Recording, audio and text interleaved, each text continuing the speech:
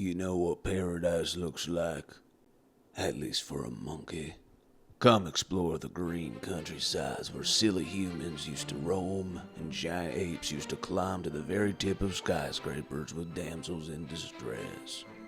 Raise an eagle like a little feathery flying sun and take a look at that sun. Eat a banana, throw a few barrels, beat up a few men in red caps. Only at Monkey Kong Country. We didn't get the rights.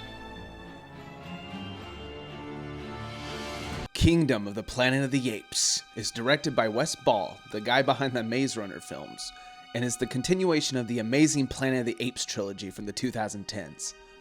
I don't want to give too much of the plot away, but it follows an ape named Noah as he journeys across the overgrown covered world that has sprouted up 300 years after Caesar's rule in the previous movie, as he seeks to find his tribe, meeting a couple friends on the way. So I had no idea going into this that the director was the same guy as the Maze Runner movies. I really enjoyed them and felt like they were actually pretty good films in the best of the YA novel trend of the 2010s. I think it's the closest to get to the Hunger Games quality and success at least. But yeah, I honestly wouldn't have pegged him to do one of these ape movies, especially since the last three were so good and honestly might be one of the greatest trilogies of all time, much less the 2010s. And I was surprised because I thought surely they couldn't get close to those movies. And this film exceeded my expectations, like for real. Wes Ball expertly brings the vibe and storytelling of these movies back and more alive than ever, as I think this is actually on par with the previous films. Somehow they did it. First off, while I should probably touch on the plot, like every other review, I kind of don't want to get into it that much since I think you should see the movie to find out what it's about. Because surprisingly, the trailers, at least the first ones I saw, were actually really good about hiding spoilers and keeping the plot vague. All you need to know going into this is Monkey Journey. Well, I guess I should say a little more about what I think of the plot. Without giving anything away, I think the story is really good and solidly written. The journey and character arc of the new protagonist, Noah, is actually nice, and I like his dynamic and ideology battle with one of the sole humans of the movie, and the film's villain, which we'll get into in a little bit. But first, with the announcement of another Planet of the Apes movie and the state of special effects and CGI in recent films, feeling more cheap and rushed, it had me a bit worried about what the apes would look like today. Because those previous movies ended up perfecting the motion capture and photorealism of those creature effects with every installment. But after the trailer and seeing the film itself, I'm happy to say that they got the visual effects right. They feel on par with the previous films, if not maybe a tad below the quality of those last two in some areas, but otherwise the series continues to have some of the best CGI character effects in cinema, as the apes are so photorealistic and feel like they exist in the live action environment around them. It is very impressive, and it's a bar of visual effects filmmaking that other movies should really strive to reach. Like, honestly, guys, get better, get good. Now, characters you'll meet on the journey.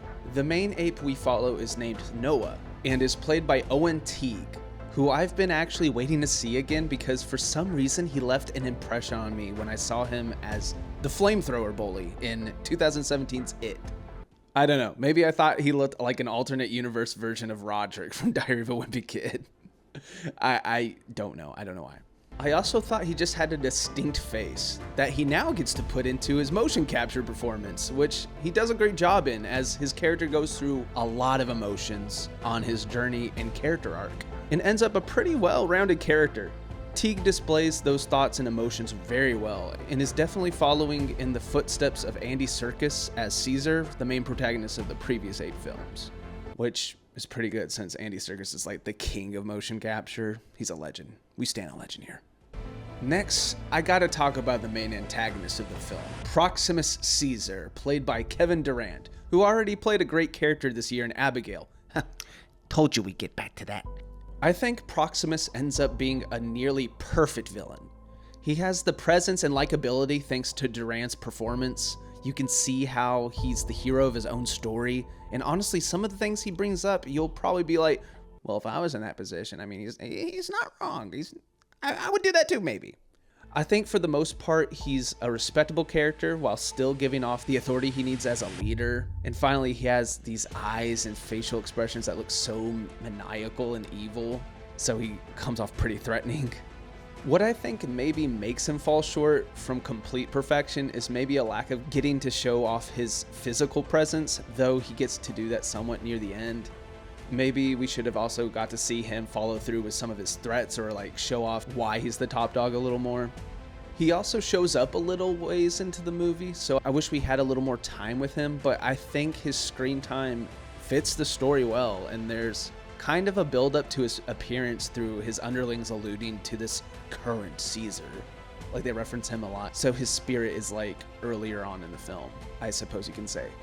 I also really like how Proximus and Noah end up representing two halves of Caesar's legacy if they were broken off and taken in two different directions. It's a really cool idea, and I like how the plot explores this through these two characters, and we get to basically see Caesar's power versus his benevolence. A pretty cool dynamic. I like the woman with the mission character, Nova, played by Freya Allen. At times, I thought her acting came off a little flat, or at least a bit stilted, but I think that's because she is more stoic, so she feels a little robotic or heartless at times. But I realized that's just her character is probably just scarred from living in the world run by apes. I found her and Noah's relationship to be also very interesting as their point of views collide while still being allies, and they grow to respect each other throughout the journey. It's a pretty cool dynamic. Raka the orangutan was a fun character played by Peter McCone. He brought some dry comic relief and was the main force to carry the Caesar ideology and proper lore to Noah from the past films as he mentors him. I feel he gives a nice warmth on the journey, otherwise filled with these rival apes. Then William H. Macy is also in the movie, who I've been seeing around since I saw him in Jurassic Park 3, my first and one of my favorite Jurassic Park movies. Alan!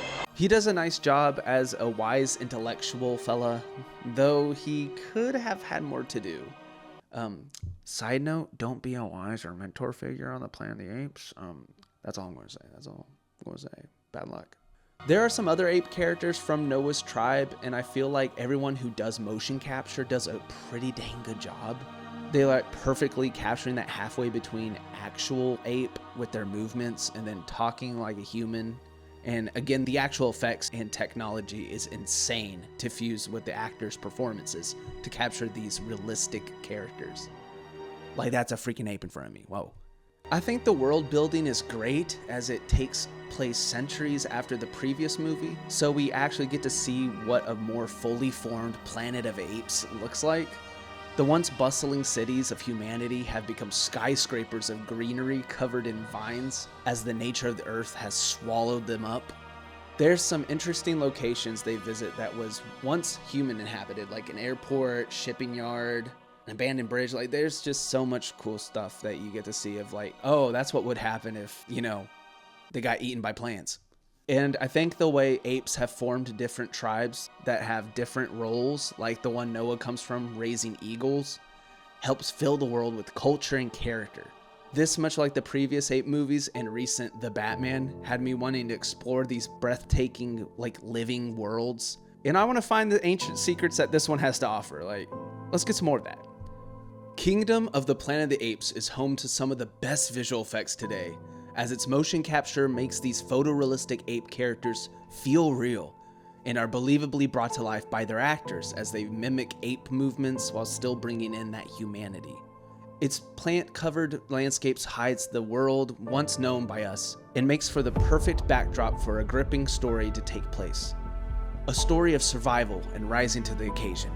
With a well-rounded protagonist, an amazing antagonist, and many other interesting characters, I can't wait to see what they do with the following movies.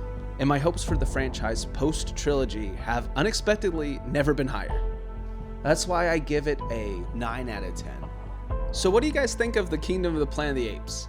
I definitely can't wait for those sequels. Apparently there's going to be a ton of movies because they want to end up with 9 modern movies that include the previous trilogy. So that means we get 5 more movies if everything goes well, which I hope it does. This has been just another monkey business man saying, "What